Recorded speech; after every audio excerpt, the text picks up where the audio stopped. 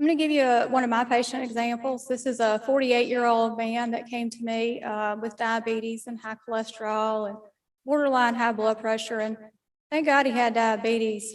And yes, Christy Davis from the Diabetes Endocrinology Clinic said, thank God my patient has diabetes because I can help him. These medications, the newer ones that we're talking about, are FDA approved under one brand has diabetes medications and another brand has weight loss medications, same medication class. So he had a BMI of 35 to start with. He could have gone for bariatric surgery, but he did not want to do that. He's been able to do several things to lose weight in the past, and he does try to exercise. He is a working professional like all of us, so he does tend to eat out more than he should, or he did. He's a dentist, so he doesn't drink sugar-sweetened beverages, which I think is the devil, in case you haven't noticed. And so he's done all he knows to do. A little backstory on him is he was diagnosed with a medical condition at age 18 and put on prednisone. That's a steroid that promotes a lot of weight gain. Somehow he was on it for 20 years. That's what we do. We put people on medication. We never take them off. That's my favorite thing to do, is take them off. By the time I got him, he was off of his prednisone, thankfully. And I'm sorry, this is a terrible graph but this is copied and pasted directly from my electronic medical record.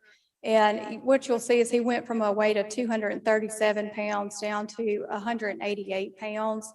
And also that his blood pressure at the top is the most recent. His diastolic blood pressure improved without adding any medication.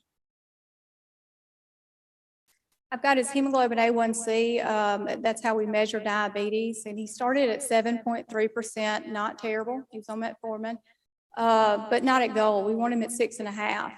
And we got him down to 5.2%. And then his cholesterol numbers are below that. Once again, the first column is our most recent. The last column is where he started at. Those first, under his medication list, those first two things there are just his diabetes testing supplies. The only thing he is currently on is Ozempic, which, once again, one name brand is FDA approved for diabetes and the other FDA approved for weight loss. I couldn't have gotten him the weight loss one, unfortunately. And that's kind of where we are now. We have to wait on these kids to have diabetes before we can treat them. We can't get ahead of it with prevention. He's lost 49 pounds in about a year. So that's about a 20.7% body weight loss. That's phenomenal.